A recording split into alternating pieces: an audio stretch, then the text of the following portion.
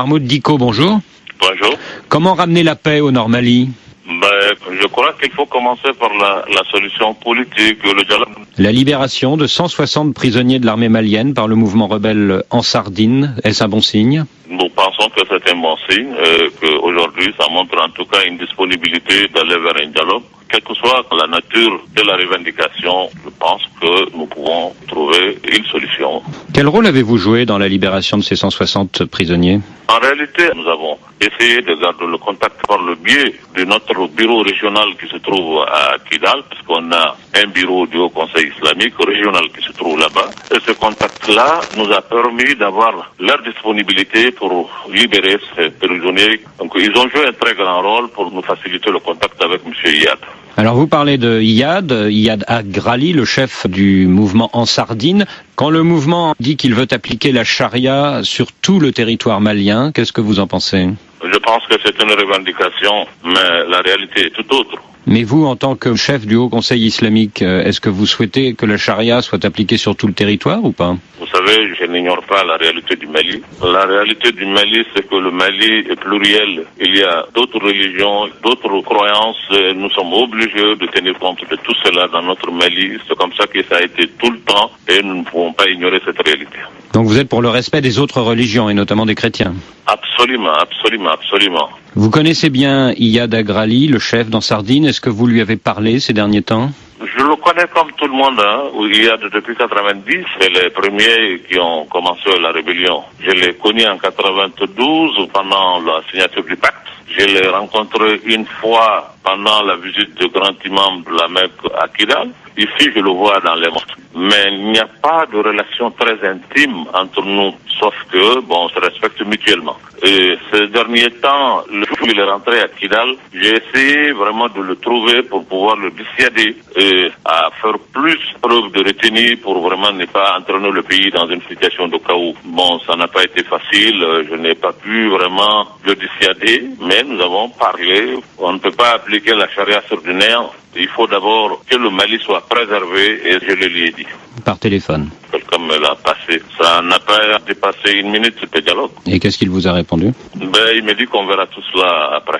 Est-ce que vous ne craignez pas qu'il s'emballe et qu'il soit grisé par ses succès militaires ? Je ne pense pas. Il faut très rapidement le faire voir la réalité en face. Aujourd'hui, lui ne gagne pas, l'islam ne gagne pas, le pays ne gagne pas dans une aventure sans issue. Depuis que les rebelles, et notamment Ansardine, tiennent le Nord Mali, les chefs d'AQMI, Al-Qaïda au Maghreb islamique, se montrent à Tombouctou. Qu'est-ce que vous en pensez ? Ce n'est pas aujourd'hui qu'ils sont établis là-bas. De tout le temps, ils sont là-bas. Mais avec la complicité de qui ? Maintenant, s'ils se montrent, ça, c'est encore une raison de plus pour qu'on prenne cette situation-là très au sérieux. Et ça ne vous préoccupe pas, cette alliance entre Ansardine et AQMI ? Mais ça me préoccupe, c'est pour cela que nous avons offert nos services au président Atiti à l'époque, pour lui dire qu'il faut tout faire pour que nous puissions très rapidement parler avec Iyad et le dissuader à ne pas rentrer dans cette aventure. Mais malheureusement, on n'a pas été compris et aujourd'hui, tout le monde est devant le fait accompli. Dans le nord du Mali, la situation est catastrophique pour les gens, mais apparemment les rebelles d'Ansardine refusent toute aide humanitaire qui viendrait de France ou des États-Unis. Qu'est-ce que vous en pensez ? Je crois que c'est absurde. Tout ce qu'ils ont comme armement et véhicules vient d'ailleurs. C'est pas eux qui fabriquent ça. Je pense que ce n'est pas raisonnable pour des gens qui se disent censés de refuser l'aide humanitaire ou de s'en prendre à des églises ou d'autres cultes. Je les appelle encore à plus de retenue, à faire plus de discernement, vraiment pour qu'on sorte de cette situation. Mahmoud Dicko, merci. Mahmoud Dicko, le président du Haut Conseil islamique. Nous, au niveau du front, et en tant que citoyens, nous pensons qu'il peut compter sur tout.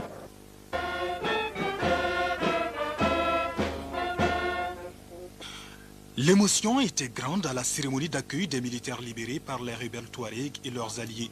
Ces soldats viennent notamment des garnisons de Tessalit, d'Aguelhok et de Kidal. Ils sont artisans des derniers combats qui ont opposé les forces armées aux rebelles. Je m'en voudrais repasser sous silence l'accueil chaleureux et le soutien inconditionnel que les populations de Gao et Sévaré nous ont réservé. Merci infiniment aux autorités maliennes pour leur assistance et leur soutien tout au long de cette épreuve. Enfin, nos derniers mots de remerciement, et non les moindres, vont à l'endroit du Haut Conseil islamique du Mali, qu'il veuille retrouver ici et accepter notre profonde gratitude et notre entière et éternelle reconnaissance. Justement, les jeunes ont retrouvé la liberté grâce au dialogue engagé par le Haut Conseil islamique. Le dialogue, un passage obligé pour résoudre toute crise, estime Mahmoud Diko. Quelle que soit la situation, il faut quand même préserver l'essentiel, c'est de pouvoir se parler. Ne jamais rompre vraiment le dialogue, ne jamais rompre la confiance entre les hommes. Parce que, vous saviez, les guerres, les conflits, tout finira autour des tables. L'esprit patriotique de ces militaires est apprécié par le chef d'état-major général des armées. Il affirme que ces jeunes reviennent de la mission la plus noble que la nation puisse confier à ses fils. En accomplissant cette mission, vous avez accepté de mettre en danger votre vie et celle de vos familles. Quoi de plus grand et de plus digne, quoi de plus héroïque, mais surtout, quoi de plus patriotique. Que la nation vous en soit reconnaissante dans toute la mesure de votre mérite.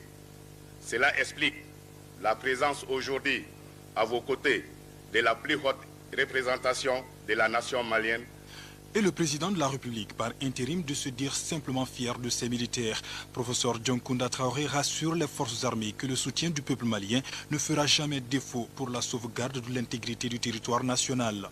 Le Mali compte encore et toujours sur eux pour recouvrer ces territoires occupés aujourd'hui indûment par des compatriotes qui ont pris les armes malheureusement pour s'exprimer. Je voudrais leur dire que la nation leur sera reconnaissante. Et personnellement, avec les autorités militaires de ce pays, nous saurons leur dire à notre manière combien nous sommes heureux de les accueillir aujourd'hui et combien nous continuons à compter sur eux. Je voudrais également